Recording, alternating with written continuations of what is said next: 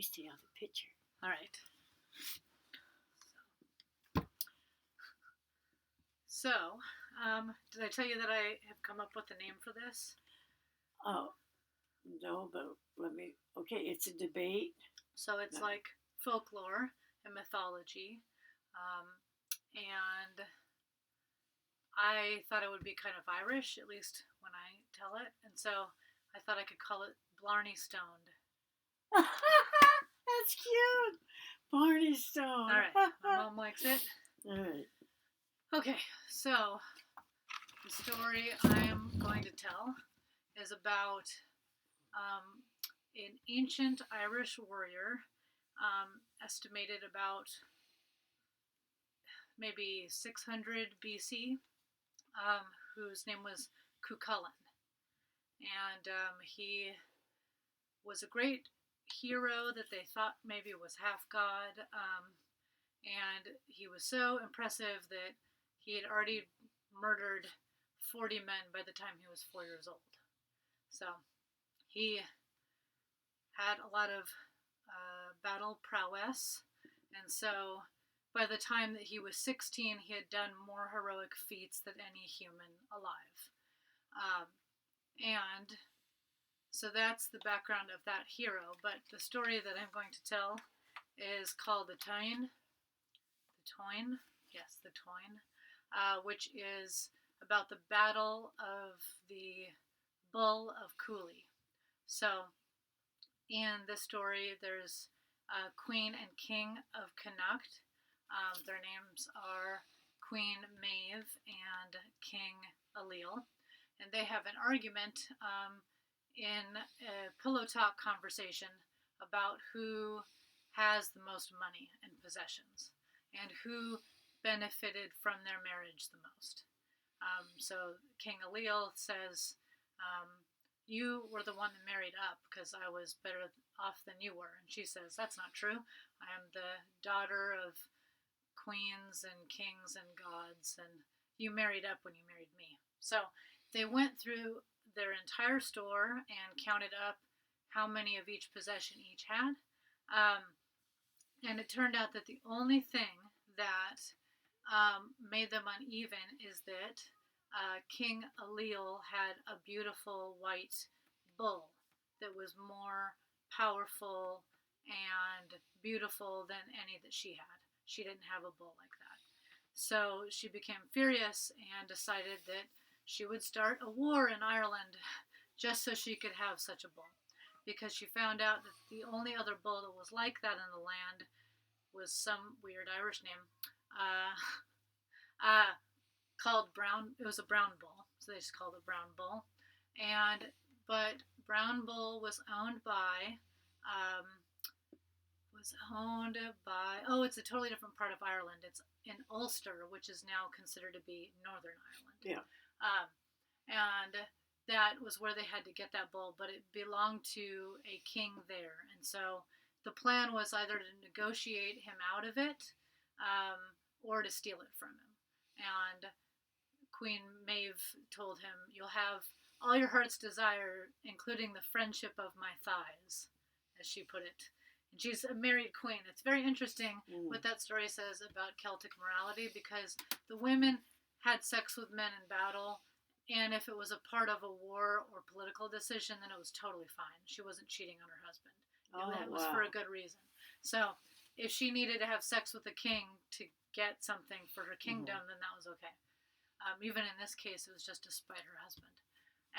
So he was very interested in the offer, but then he heard someone say that she was going to steal it from him anyway, whether or not he gave it to her. So that infuriated him, and he said, fuck you, bitch, you can't have it. So then they have to start a war. So it's mainland and southern Ireland at war with that Ulster, the northern part of Ireland. So I think that this legend is also obviously passed down to explain maybe sectarian violence, North and South Ireland. So there's a great war, and that hero that I mentioned before that was 16 years old and already the greatest hero of all time, he was the grandson of the King of Ulster. So he was set as champion to defend Ulster, who had the bull, from Queen Maeve and her army. And he was the single greatest fighter. So he was set to kill everybody, and like one by one, he killed like thousands and thousands and thousands of Irish soldiers. Um, but he had a lot of heartbreak too. That's the most interesting part of the story, is that he's a warrior, but he's only 16 years old, so he's a boy, and so he has a lot of feelings about things. So he doesn't want to have to kill his foster brother who he grew up with, even though they were pitted against each other, and that broke his heart that he had to kill him. And he didn't want to fight his uncle, who used to be on the side of Ulster but was exiled, whose name was Fergus. So he didn't want to kill people that he knew and loved, and he had a lot of honor. But he was just a boy, and he was lonely, and he was sad that everyone was trying to beat him up. So even though he could kill everyone, he wished that they would stop, because it wasn't very nice. So eventually he kills absolutely every Irish soldier, no matter how great they are, and he wins the war, but he is so upset by how many people he had to kill that he kind of is depressed, and that's kind of the end of the story. So the end of the story is that Ulster wins, and they keep the bull, but the sad thing is that Cuailnge is very sad, and it sucks that he has to always be the greatest warrior. But then at the very end of the tale, the white bull of King Ailill and the brown bull of that now Queen Maeve has. I don't know how she ended up with it, even though she lost the war. I'm kind of hazy on that part. But they fight, and the white bull is killed, and the brown bull wins. So, yeah. But, you know, in the story you told about that one, I don't see any reason for the wars. Yeah. I mean, the wars just are, whereas like in that Greek book I'm reading, yes, they kind of have their reasons for the wars, yeah. You know, obviously to get her back. But well, in this case, it was just the pride of the queen that she wanted to have a bull. And when you were telling how she could do favors, you know, I thought, well, lesson learned there is if you're going to do that kind of thing, don't do it. Do the act of sex until you get what you want first. Right. You know, you don't. Right. So that was the downfall of that situation, is that one of her servants said to him, "Hey, by the way, the queen said she'd steal it anyway," and then he's like, "Fuck you." So if she hadn't have boasted about that, right? So she's very prideful. Oh, that's the whole point. I remembered in Ireland they call it touting. Okay. That's like snitching, but it's all when you brag on something, you're touting it. Yeah. Yeah, he touted when they were taking this guy in the Irish prison. They're all touter. I'm a touter because he touted. But anyway. But that's why these legends exist, is that we know a war did happen, and then a legend is created to explain why it is. I think a lot of times they make legends to influence how people think. Propaganda kind of, right? Yeah. Yep. Definitely. So in this case, you could be like, well, the moral goes to show you that like a woman's pride is the downfall of man or something. So if she hadn't been so proud, she wouldn't have. Well, that's kind of what I noticed in the book about Achilles, is that his pride has really gotten in the way. Having the war go on for so long, and about, you know, not wanting to stand up for the servant girl. I forget her name. Oh, yeah. But it was really cool where I think of him as the underling. I can't think of his name. But Achilles, you know, servant that's been with him, been lover. Yes. You know, he didn't want that girl to have to be raped, and he knew it would happen. Yeah. And he was willing to even stand up to his lover, who he never really stood up to before. Yeah. And it was like, if you're the person that I love, then you would never do this. Yeah. But that's an interesting point that I want to make a parallel to the Cuailnge story, is that. So Achilles is a lot like Cuailnge. He's a great warrior that nobody can defeat, and so young to have to do all that. So young, and he's so strong. So he's a boy that has to slaughter people, which makes him sad. Right.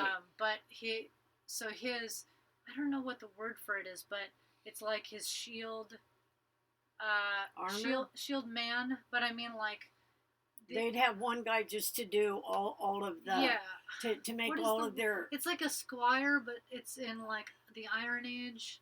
What am I thinking? Because they deal with metal, so they're not a blacksmith. No, but no, they're but it's like no.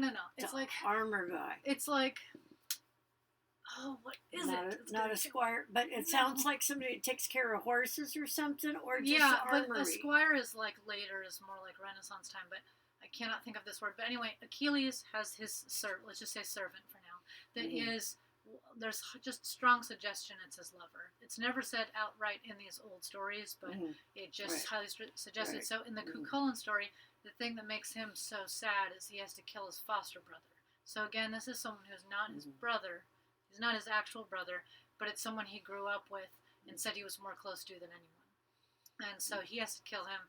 And a lot of people wonder about their relationship because when he kills him, he's like, we shared one heart, we shared one bed. And he says that like over and over again. But that could be like, platonic.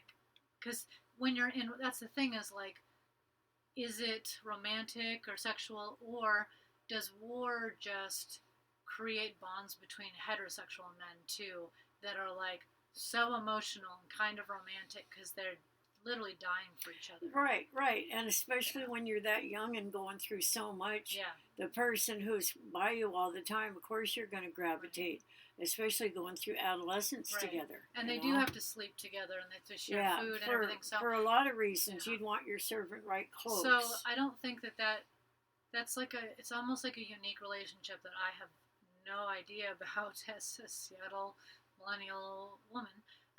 But I think maybe it could just be that bond. But from him talking about how much he's going to miss him, like it seemed like they were lovers. But who knows? Well, I think they handled it really well in the Achilles book. Yeah.